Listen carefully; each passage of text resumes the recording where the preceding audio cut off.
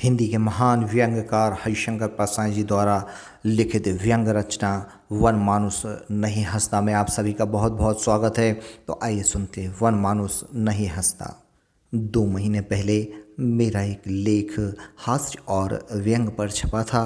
उसे पढ़कर कुछ लोगों ने मुझसे रूबरू कहा और कुछ ने लिखा, ऐसा मालूम होता है कि आप हंसने के खिलाफ हैं, आपको कठोर व्यंग पसंद है। आदमी के हंस परिहास से आपको क्यों ऐतराज़ है? मुझे कैफियत यह देनी है कि मैं व्यंग इसलिए लिखता रहा हूँ कि ऐसी स्वस्थ स्थितियाँ बने कि हर आदमी हंसता हुआ दिखे, कोई मनहूस चिंतित या रौनी सूरत का नहीं हो। हंसना बहुत अच्छी बात है। प्राणियों में मनुष्य ऐसा है जिसे हंसने की क्षमता प्रकृति ने दी है। पंडित हजारी प्रसाद द्विवेदी ने एक निबंध में लिखा है कि मैं चिड़ियाघर देखने गया। मैं बड़े देर तक वनमानुस को देखता रहा। वह मनहूस चेहरा लिए था। वनमानुस हंसता नहीं है। द्विवेदी जी यह कहना चाहते हैं कि जो आदमी हंसता नहीं है वह वनमानुस होता है। यह निबंध दूसरे महायुद्ध के समय लिखा मालूम होता है। वे लिखते हैं कि अगर तानाशाह हिटलर और मुसोलिनी को हंसी के इंजेक्शन दे दिए जाएं तो वे हंसने लगेंगे। उनकी क्रूरता कठोरता जाती रहेगी। वे मानवीय और लोकतांत्रिक हो जाएंगे। मैंने हिटलर मुसोलिनी और स्टालिन के सैकड़ों चित्र तब देखे थे, किसी के चेहरे पर हंसी नहीं होती थी। बाद में स्टालिन का एक चित्र प्रचारित हुआ। एक बच्ची गुलदस्ता भेंट करने आती है और स्टालिन मुस्कुराते हुए उसे उठा लेते हैं। इस चित्र का प्रचार रूस में और विदेशों में बहुत किया गया। अब रूसी नेता ही कहते हैं कि वह चित्र एक योजना के तहत खिंचवाया गया था। यह दृश्य रूसी सर्कस फिल्म के अंत में भी मैंने देखा था। हंसना मन की निर्मलता है। जोनाथन स्विफ्ट ने लिखा है, जितनी देर आदमी हंसता है उतनी देर उसके मन में मैल नहीं रहता, उतनी देर उसका कोई शत्रु नहीं होता। ईर्ष्या द्वेष घृणा के भाव नहीं रहते। पर मैंने ईर्ष्या और द्वेष की हंसी भी देखी है। मैंने निर्मल हंसी की बात की है। दूसरी तरह की हंसियाँ भी होती हैं। वनमानुस मनहूस रहता है, हंसता नहीं है। लकड़बग्घा हंसता है। कवि चंद्रकांत देवताले के कविता संग्रह का नाम है लकड़बग्घा हंस रहा है। लकड़बग्घे की हंसी की बात बाद में करूँगा, पहले मनुष्य की निर्मल हंसी की बात करता हूँ। मैंने पंडित हजारी प्रसाद द्विवेदी की बात ऊपर की है। वे बैठते तो हंसी का फुहारा छूटता। न जाने किन किन स्थितियों से वे हाथ से निकाल लेते थे और बिखेर देते थे। देवताओं ऋषियों मुनियों में भी वे हंसने लायक प्रसंग निकाल लेते और अपनी टिप्पणी लगाकर अट्टहास करते और सबको हंसाते। बलराज साहनी शांति निकेतन में अध्यापक रहे थे। उन्होंने यह कार्य छोड़ दिया, पर शांति निकेतन उन्हें याद रहा। उन्होंने लिखा है, शांति निकेतन से आने वाले पूछते हैं वहाँ के क्या हाल हैं। पंडित जी हंस रहे हैं ना? उनके छात्र बताते हैं, शांति निकेतन में वृक्षों की छांव में कक्षाएं लगती थीं। अध्यापक छात्रों के साथ छाया में बैठ जाते थे। द्विवेदी छात्रों को लेकर किसी वृक्ष के नीचे बैठते तो पास के अध्यापक अपने छात्रों से कहते, चलो कहीं और बैठकर पढ़ेंगे। इधर वे हजारी प्रसाद आ गए, वे हंसेंगे। द्विवेदी जी मंडली में बैठते तो मामूली बात से विनोद निकाल कर हंसते और हंसाते। एक बार राजकमल प्रकाशन में हम लोग बैठे थे। कहने लगे, ये द्विवेदी जी लोग हमारे परिवारों को नहीं समझते। पोलैंड की एक शोध छात्रा मुझसे मिलने वाराणसी गई। मैं लखनऊ गया हुआ था। दिल्ली लौटकर उसने मुझे चिट्ठी लिखी। मैं उसके दर्शन हेतु वाराणसी पधारी थी। आपके दर्शन नहीं हो सके, परंतु आपकी सुपत्नी से भेंट हुई। द्विवेदी अट्टहास करके बोले, एक तो यह लड़की गई नहीं, पधारी, फिर वह मेरी पत्नी को सुपत्नी समझती है। वह समझती है हमारे यहाँ सुपुत्र होता है तो सुपत्नी भी होती होगी। ये नहीं जानती कि भारत में कोई सुपत्नी नहीं होती। क्यों शीला जी? एक और गप्प गोष्ठी के द्विवेदी जी कहने लगे, एक विश्वविद्यालय में मैं मौखिक परीक्षा लेने गया। साथ में एक प्रोफेसर और थे। एक छात्रा घबराती हुई आई और मेरे साथी ने उससे पूछा, मीरा की विरह वेदना का वर्णन करो। लड़की ने 2 वाक्य बोले और वह रोने लगी। हमने उससे जाने के लिए कह दिया। मेरे साथी ने कहा, इस लड़की को तो कुछ नहीं आता। वह रोने लगी। मैंने कहा, आता क्यों नहीं है? आपने वेदना का वर्णन पूछा था और वह रोने लगी। वेदना का इससे अच्छा वर्णन और क्या हो सकता है? इस पर ठहाके लगे। निर्मल मन हो तो कहीं भी निर्मल विनोद मिल जाता है। मेरा 2 साल का नाती छोटू मेरी कुर्सी से लगे तख्त पर बैठता है। मैं अखबार पढ़ता हूँ, वह अपनी बुद्धिमानी से बोलता है। सुपारी तंबाकू की डिबिया खेलता है, कलम रगड़ता है, पत्रिका का पन्ना फाड़ता है। मैं उससे कहता हूँ, छोटू उधम मत करो। वह सयाने आदमी की चालाकी और अदा से कहता है, तुम तो पढ़ो, तुम पेपर पढ़ो ना। उसकी इस बात से परिवार को हंसी आ जाती है। हंसना सबसे प्रभावी मानवीकरण करता है। सूरदास तक अमानवीय, क्रूर, घृणित, कठोर पंथ चलते थे, जिनमें नरबली, रक्त स्नान, शव साधना, कापालिक कर्म, हठ योग आदि के समाज का अमानवीकरण कर दिया था। सूरदास ने सबसे अधिक कृष्ण की बाल लीला से मानवीकरण किया। भक्ति आंदोलन एक क्रांतिकारी आंदोलन था। इस आंदोलन ने मानवीकरण किया। आस्था और आशा थी। अब इन वर्षों में दंगे दे रहा है, जिसमें सूरदास के बाल कृष्णों को काटा जा रहा है, क्योंकि किसी बच्चे का बाप मंदिर जाता है और किसी का मस्जिद। मैं गंभीर हो चला। बात तो निर्मल हास्य की कर रहा था, जो जीवन में बिखरा है। रुदन से वक्त निकालकर हास्य की बात करता हूँ। कुछ लोग भले होते हैं, किसी का कुछ नहीं बिगाड़ते, दूसरों की मदद करते हैं, पर अपने व्यवहार से कभी मनोरंजन करते हैं, कभी खींच पैदा करते हैं। बहुत साल पहले मेरे पास एक रिटायर्ड सज्जन आकर बैठते थे। रिटायर्ड लोग मुझे अपना पनाहगार मानते हैं। वे समझते हैं कि मैं भी रिटायर्ड हो चुका, जबकि मैं मानता हूँ कि मेरा अभी प्रोबेशन ही खत्म हुआ। वे जब भी आते, किसी के मकान बनाने की बात करते, मकान के पीछे पागल थे, इस तरह की बातें करते। आदर्श कॉलोनी में डॉक्टर गुप्ता का मकान बन रहा है, 15 लाख का तो होगा। हनुमान कॉलोनी में ज़मीन की कीमत 60 रुपये वर्ग फुट हो गई। तिवारी जी ने मदन महल में मकान बनवा लिया है, 8-1 लाख का होगा। राणा साहब अपना मकान बेचकर पूना चले गए, सस्ते में बेच दिया। वो जो शिखर चंद है ना, जो बेकार घूमता था, उसने गुप्तेश्वर कॉलोनी में 2 मंजिला मकान बनवा लिया। नीचे के मंजिल में दुकान खोल ली। इसका मकान, उसका प्लाट, यह कॉलोनी, वह कॉलोनी, इसकी कीमत, उसकी लागत, बस यही बात। मुझे हंसी भी आती, खींच भी आती।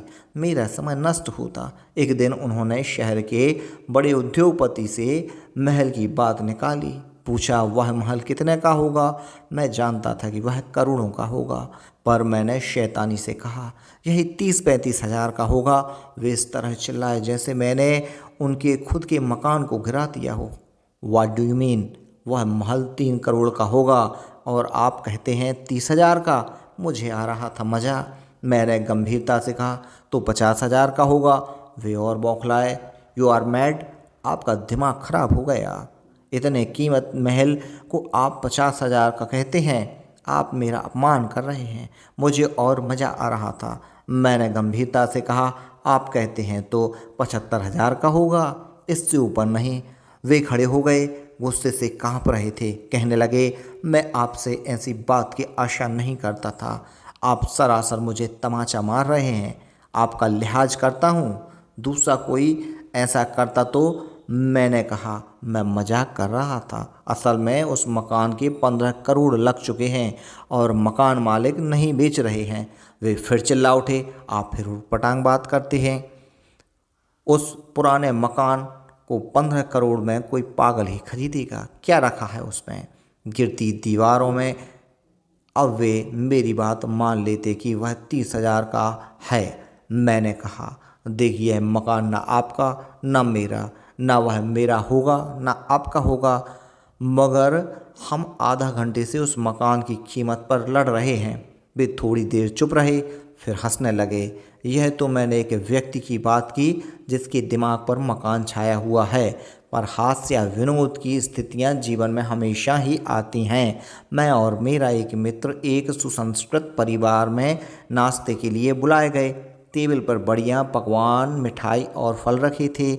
हमसे मेजबान दंपति ने, जो टेबल के दूसरे छोर पर बैठे थे, कहा, ग्रहण कीजिए। मैंने एक रसगुल्ला उठाया। मेजबान ने कहा, आप भी तो खाइए। उन्होंने कहा, अरे साहब आप खाइए, हम तो खाते ही रहते हैं। एक क्षण में स्तब्ध रह गया। सोचा, ये समझते हैं हम भूखमरे हैं जिन्हें आज मिठाई खाने को मिल गई। पर दूसरे ही क्षण मैं ठहाका मार कर हंस पड़ा। वे सरलता में बोल गए थे। उन्होंने हंसने का कारण पूछा तो मैंने बता दिया। तब वे भी हंसने लगे। एक जगह कवि गोष्ठी थी। हॉल भरा था। कवि भवानी प्रसाद मिश्र भी थे। भवानी भाई कविता पढ़ते हुए अपनी आँखों का, हाव भाव का, मुख मुद्रा का प्रभावकारी उपयोग करते थे। उनकी आंखें आई थीं और वे काला चश्मा लगाए थे। उनसे कविता पढ़ने को कहा गया तो वे लाचारी से बोले, मैं क्या कविता पढ़ूंगा, मेरी तो आंखें आई हैं। मेरे मुंह से निकल गया, आप कविता कहिए, आंखें मैं मटका दूंगा। सब लोग हंस पड़े। भवानी भाई भी हंसे और मन से कविता पढ़ी। किसी किसी आदमी के तकिया कलाम हो जाते हैं, जैसे क्या कहा, समझे कि नहीं, ठीक है ना। आई टेल यू होस्टली, एक मालगुजार मुझसे बात कर रहे थे बेटे के बारे में। गांव में लड़का मैट्रिक हो गया तो हमने उठाई के उसको जबलपुर भेज दिया। वह बुआ के पास रहता था। हमने उठाई के साइकिल भी खरीद दी और उठाई के 3 जोड़ी सूट सिलवा दिए। कहने लगा कि हमें अब लूना चाहिए, कॉलेज दूर है, तो हमने उठाई के लूना भी खरीद दी। फिर कहने लगा कि पढ़ाई कच्ची है तो हमने उठाई के ट्यूशन भी लगा दी। मैं बड़ी मुश्किल से उठाई के हंसी रोके था। जब लगा कि फट पड़ूंगा तो उठाई के बहाना बनाकर खिसक लिया। मेरे साथी अध्यापक को स्कूल में एक समारोह में स्वागत भाषण देना था। उन्होंने मुझसे कहा कि अच्छा भाषण तैयार करवा दो, तो मैंने करवा दिया। फिर मैंने कहा, तुम्हारी आदत बार बार समझे कि नहीं कहने की है, तुम सावधान रहना। मैं तुम्हारे पास बैठूंगा, तुम्हारे मुंह से समझे कि नहीं निकला तो मैं तुम्हारा पांव दबाऊंगा। सामने बहुत लोग शहर के बैठे थे। मैंने साथी के भाषण शुरू किए। देवियों और सज्जनों, समझे कि नहीं, मैंने पांव दबा दिया। आज हमारा बड़ा सौभाग्य है कि आप हमारे विद्यालय में पधारे हैं, समझे कि नहीं, मैंने फिर पांव दबा दिया। हमने इस वर्ष कई प्रतियोगिताएं आयोजित की, समझे कि नहीं, मैंने फिर पांव दबा दिया।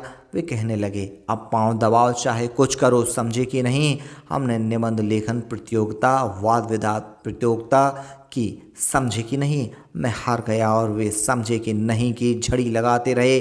कभी शमशेर बहादुर शाह ने मुझे अपनी कीमत पर हंसाया और खुद भी हंसते रहे। मैंने कहा, शमशेर जी, वसुधा में 1957 में हमने आपकी एक कविता छापी थी, वह मुझे अभी भी याद है। दुनिया में है एक से एक काबिल शमशेर, है काम ये शायर का नहीं दिल शमशेर। हंसते हंसते उठाना एक उम्र का बोझ, कहना आसान करना मुश्किल शमशेर। शमशेर जी ने बड़ी संजीदगी से कहा, तुम में घटिया कविता याद रखने की विकट प्रतिभा है। एक क्षण में स्तब्ध रहा और फिर हम दोनों खूब हंसते रहे। इस तरह का हास्य निर्मल होता है। कोई खोट नहीं हो तो फूहड़ता नहीं होती, किसी को चोट नहीं पहुंचती। पर नीच फूहड़ हाथ परिहास भी होता है। किसी की मजबूरी पर हंसते लोग मैंने देखे हैं। विकलांगता, गरीबी, दुख पर हंसते हुए लोग भी मैंने देखे हैं और उन पर थूक देने की तबीयत हुई है। किसी को जानबूझकर चोट पहुंचाकर हंसना नीचता है, यह हंसने वाले को गिराती है। निंदा गोष्ठियाँ बहुत होती हैं। 4-5 लोग बैठकर किसी की निंदा करके मजा लेते हैं, हंसते हैं। अक्सर छोटे लोग अपने छोटेपन की कुंठा से मुक्ति पाने के लिए बड़ों की निंदा करते हैं और हंसते हैं। जब उन साथ हंसने वालों में से कोई उठकर चला जाता है तो उसकी निंदा करके बाकी लोग हंसते हैं। ये परस्पर मित्र कहलाते हैं, पर कोई किसी का मित्र नहीं होता। इनके परस्पर प्रेम का आधार दूसरों के प्रति घृणा होता है। वनमानुष नहीं हंसता, पर लकड़बग्घा हंसता है। चंद्रकांता देवताले के कविता संग्रह का नाम है लकड़बग्घा हंस रहा है। मैंने लकड़बग्घा नहीं देखा, चिड़ियाघर में भी नहीं देखा।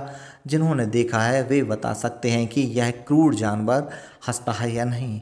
हंसता होगा तो उसकी हंसी मगर के आंसू जैसी होती होगी। क्रूर कर्म करके हंसना, दूसरों को पीड़ा देकर हंसना, यह लकड़बग्घे की हंसी है। मैंने मनुष्य अवतार में कई लकड़बग्घे देखे हैं, अब सभी ने देखे होंगे। दंगों में आदमी लकड़बग्घा हो जाता है।